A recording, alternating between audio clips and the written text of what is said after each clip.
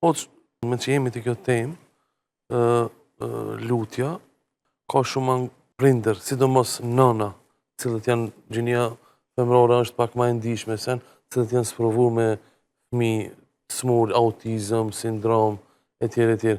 Edhe ato po lutën, mirë po zgjatët përgjigja. Dhe më thonë, një këshill për ato.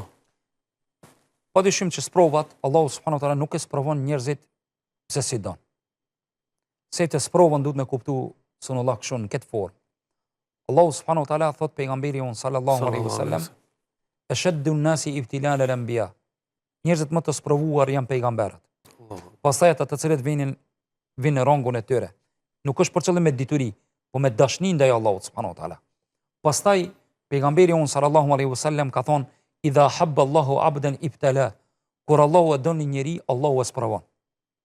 Wallahi wa billahi wa tallahi, derisa je në rrugën e Allahut, je në rrugën e Allahut dhe Allahu është duke të sprovu, di që Allahu është duke të dashur.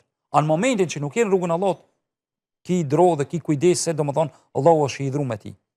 Po du me bo këtë hyrje që të videja ati të lutja. E para, di që Allahu i ka sprovu njerëzit më të dashur, pejgamberët. Ju e dini profeti Muhammed sallallahu alaihi wasallam, pejgamberi më i zgjedhur dhe më i dalluar i Allahut, suno prej 7 fëmijëve, 6 i ka shti me dorën e vet në dhej. A nuk ka sprov? 6 herë. 6 herë. Bile dhe në moshë të rritur fëmijët, jo se janë kon lirek fëmijët e vegjël dhe mi morë Allah mi fut, domethënë mi sprovu.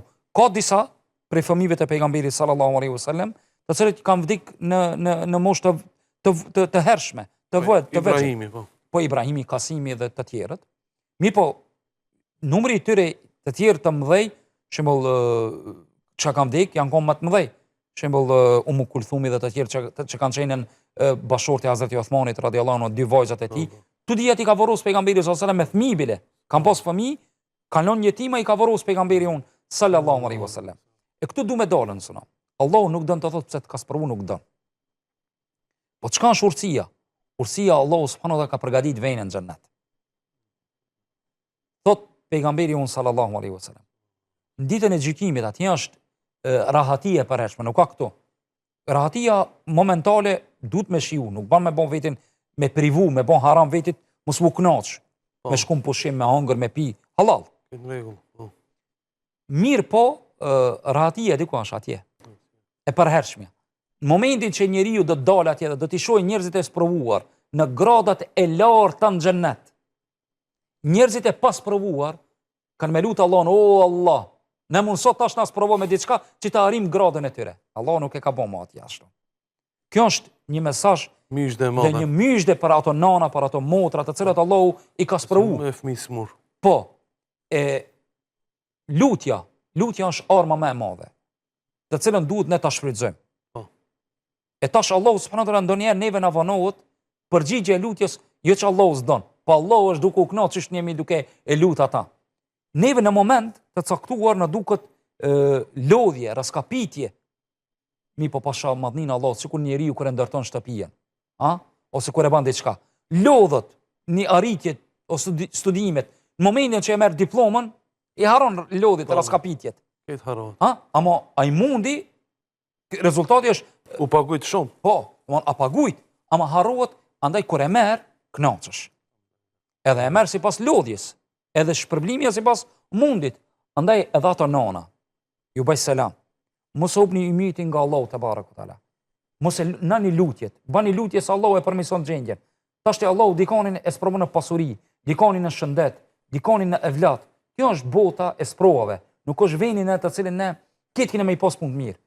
Ne atje ndrojmë që ta kemi të përhershmën, ajo xheneti Allahu subhanahu wa taala. Andaj mesazhi im për ato nana, për ato motra, është mos hopni imitin nga Allahu te bareku teala, se Allahu është ai i cili zgjidh çdo nyje, çdo problem, edhe në ato raste të cilet i potencove, lut Zotin çdo njeri i cili ka ndonjë breng, ndonjë hall, Allahu t'ia largoje, ata fëmijë Allahu t'ju boje shefat në ditën e gjykimit për hatër të sakrificës që e bëjnë ato nana, ato motra, ato prindër.